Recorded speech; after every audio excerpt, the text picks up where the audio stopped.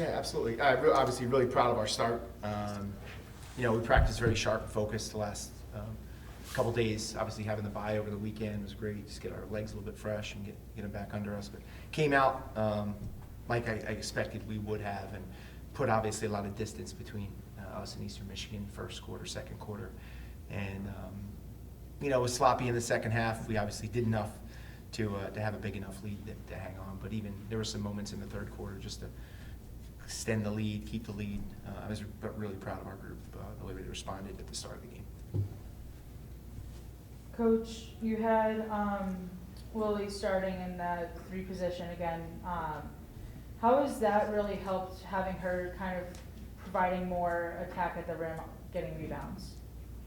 Obviously, how hard she plays, her rebounding impacts us. And I think she even made some really nice defensive plays in the second half when we were looking for a little bit of energy.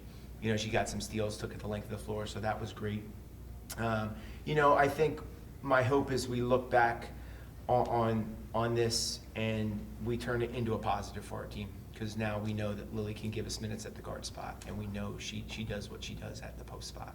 And it was great. Allie went full yesterday at practice, and obviously impacted the game in so many ways tonight. So I was really proud of her getting back at it. And again, that for us, that's going to be a positive, having Lily being able to use that versatility moving forward.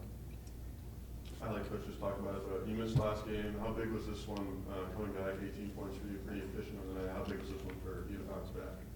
I think it was just seeing that I'm just back to normal, just getting my confidence back and making sure that everything was how it was before. So I wouldn't say it's any different than any other game, but it was just good to see the ball going after everything had gone through, whatever in my head. So yeah. Allie, could you maybe shed some light on why you missed last game, just specifically why you weren't playing against Bowling Green? Yeah, I mean, Allie had a concussion. Yeah. Concussion, yeah. Yeah, concussion. Yeah. Yeah, so she went through the concussion protocol. Obviously, missed the Ohio game. I mean, finished the game for us at Bowling Green. Right, big reason why we win it. Made huge plays down the stretch. We knew she'd be out for Ohio there, and again, Lily did a great job stepping in. Again, we've had a couple concussions this year, but our training staff's done a great job helping our team through the protocol. And again, our players have come back really confident. Coach, Allie, Meg, and Lily all had great games. How have each of them, really led the team, especially down the stretch here in conference play? Yeah, I told our team before the game, I really like February basketball because, there are teams out there that are starting to shut down. There are teams out there that think they've reached their potential, and then there are teams that think there's a heck of a lot more ahead for them. And I think the 3 of them over the past maybe 3 weeks, month, have really led us to a path that we know we're trending this direction, and we have a lot to play for. And the way we've practiced, led by those 3, has shown me that. It's one thing to say it, it's another thing to walk the walk every day. So I really appreciate their leadership. They're doing some great work behind the scenes, and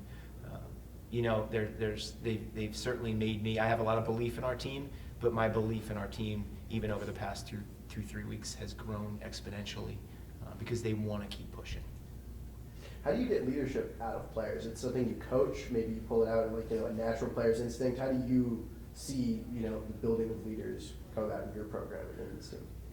My hope is just through conversation, through pointing out examples of what we need, and letting them run with some things. And we had probably a pretty frank conversation maybe a month ago, just to talk about what our potential as a team could be, and those 3 took ownership and just maybe did approach some things differently, and again, I think we've had a lot of conversations over the past 2 years, and I think these guys have had great examples. Steph Colegio was a great example for us last year, and I think the messaging has been pretty consistent. But hats off to them to run with it and to make sure the messaging we talk about as captains, as a staff, is the same messaging that our team hears, and not only hears but sees every day from them. Long answer, sorry. You had a really dominant game in the paint, a great battle against their bigs. What was working for you this game, and how has she come back in the lineup helping you? I mean, obviously Allie does spread the floor a lot, which is really nice, but on the inside, just practicing those shots every day, like facing up, and just working on that type of game. How much did the mask affect you tonight, and how big was it for you? No, today was good. Today was good. It was, it's been great. I finally got it mowed to my face, so I've had really no issues with it. Coach, Ayanna Frank's career high 17 assists, kind of stepping up and sharing the ball a lot tonight. How, not 17, I have 7, I apologize. I'm sorry, I'm thinking wrong game, sorry, my apologies. 7 assists. How much has that helped the team tonight, especially her just sharing the ball? Ayanna's impact has been really great this year, you know, in so many ways. And I just want her to remain really confident in what she can do offensively. We want to share the ball as a team, so my expectation is, you know, we have a bunch of different people that can step up, shoot it, pass it, and for Ayanna to kind of take the lead on that today. You know, we needed it, and I was, again, really proud of the effort that she puts in every day and see it at practice every day, so it was nice to, again, to see it in a game. Coach, you mentioned at the beginning of the game, you guys did good to keep Eastern Michigan off the board, 21 points in the first half.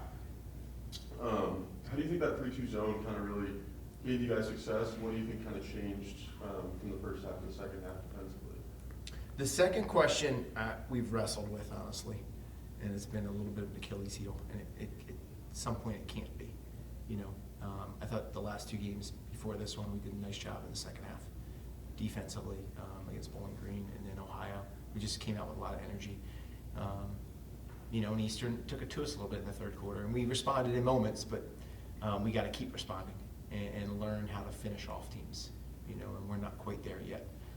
The zone, again, I thought the ball stayed on the perimeter a lot. I thought, you know, Eastern was slow to get into offense, and I think that, again, the ball, there wasn't a lot of penetrating passes or dribble penetration, and that's what the zone should do. So it certainly did its job, and we did a great job rebounding out of it early.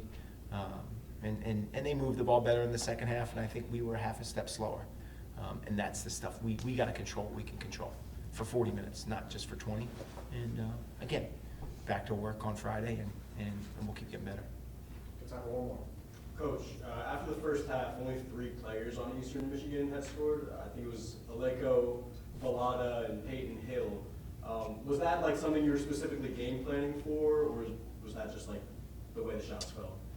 We were really game planning around Aleko. She's so talented. So we're doing some different things in our man. We made a lot of shots early, so that's why we were in our zone. But no, I think they were just more aggressive as a group in that second half. And they moved it a little better, a little faster, and got some more open shots. But no, again, the way we started was great. We did our job against Aleko in that first half. And again, it's just continuing to mature and grow and keep understanding. We got to put our foot on the gas and keep it on the gas. All right, thanks everyone. Thank you. Appreciate it. Thank you. Appreciate it. Sorry, it's not very good.